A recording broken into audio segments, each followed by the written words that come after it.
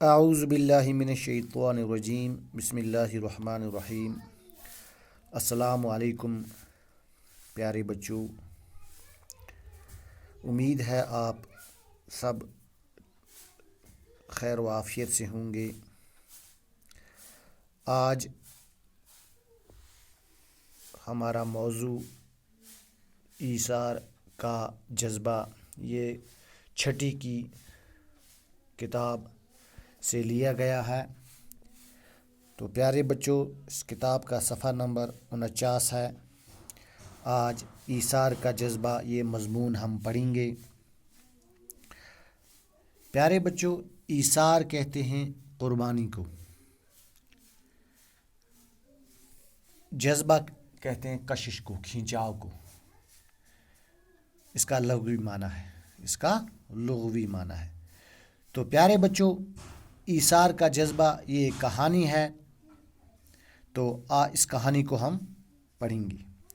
عدنان ایک تاجر تھا جس کا شمار شہر کے رئیسوں میں ہوتا تھا۔ قدرت نے اسے سب کچھ دیا تھا، اگر نہیں کچھ دیا تھا تو وہ تھی اولاد کی نعمت۔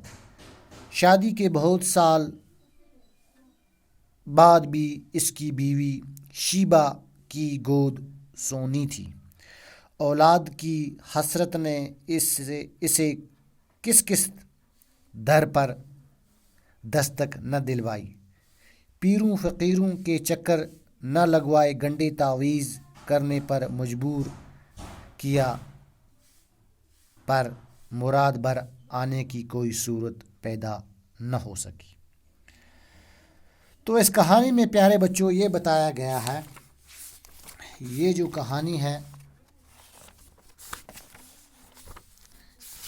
اس کے جو مصنف ہیں انہوں نے اپنا نام نہیں لکھا ہے۔ تو پیارے بچوں، اس کہانی میں یہ کہا گیا ہے کہ تاجر عدنان ایک تاجر نامی شخص تھا۔ وہ عدنان جو تھا ایک تاجر تھا، یعنی تجارت کرنے والا شخص تھا، اور اس کا شمار کیا، شہر کے بڑے امیروں میں، رئیسوں میں ہوتا تھا۔ قدرت نے اسے سب کچھ دیا، یعنی کہ اللہ تعالیٰ نے اس کو سب چیزوں سے نوازا تھا، بہت کچھ دیا تھا اس کو، مگر ایک جو نعمت تھی اس کے پاس، وہ اللہ تعالیٰ نے اس کو نہیں دی تھی۔ یعنی سب کچھ دیا تھا، ایک نعمت نہیں دی تھی۔ وہ کیا نعمت تھی؟ وہ تھی اولاد کی نعمت۔ اولاد ایک نعمت ہوتی ہے۔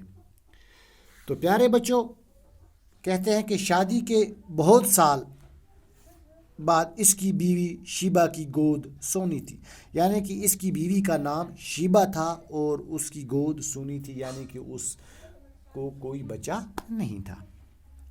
اولاد کی حسرت نے اسے کس در پر نہ یعنی کہ اولاد کے لیے اس نے کئی جگہوں پر دستک دیے، یعنی کہ پیروں، جس طرح کہ ہوتا ہے پیر جس کو اولاد نہ ہو تو وہ پیروں فقیروں کے پاس تعویذ گنڈے وغیرہ لانے پر مجبور، لیکن اتنا کچھ کرنے کے بعد بھی اس کی جو مراد جو ہے وہ پوری نہ ہوئی اور کوئی بھی صورت نہ بن پڑی۔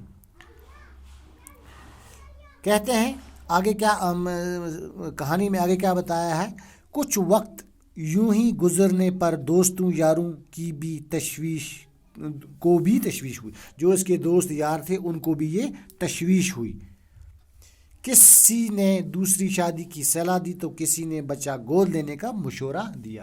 کسی نے کہا کہ آپ دوسری شادی کرو، تو کسی نے کہا کسی بچے کو گود لے لو، کسی کا بچہ لے لو۔ کچھ نے تھوڑا اور انتظار کرنے اور علاج کرانے پر زور دیا۔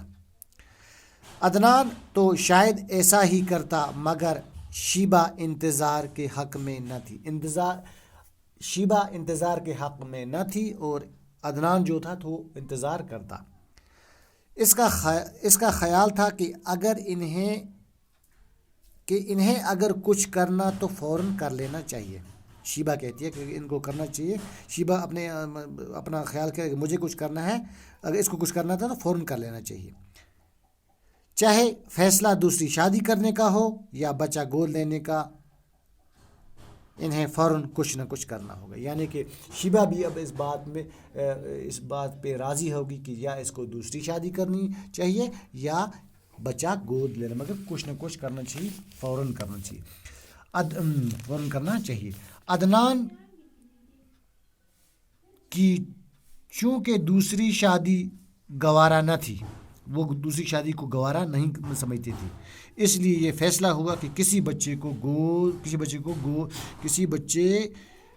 فوراً گود لیا جائے. ٹھیک ہے پیارے بچوں، یعنی کسی کا بچہ لے کر، اب جس کو ہم کشمیری میں کہیں گے کہ منگتو کوٹ، تو وہ کسی کا بچہ لیا جائے. تو پیارے بچوں آج کے لیے اتنا کافی. تو انشاءاللہ اس کا جو باقی اگلا حصہ ہوگا کہانی کا وہ انشاءاللہ ہم پڑھیں گے. تو باقی والسلام.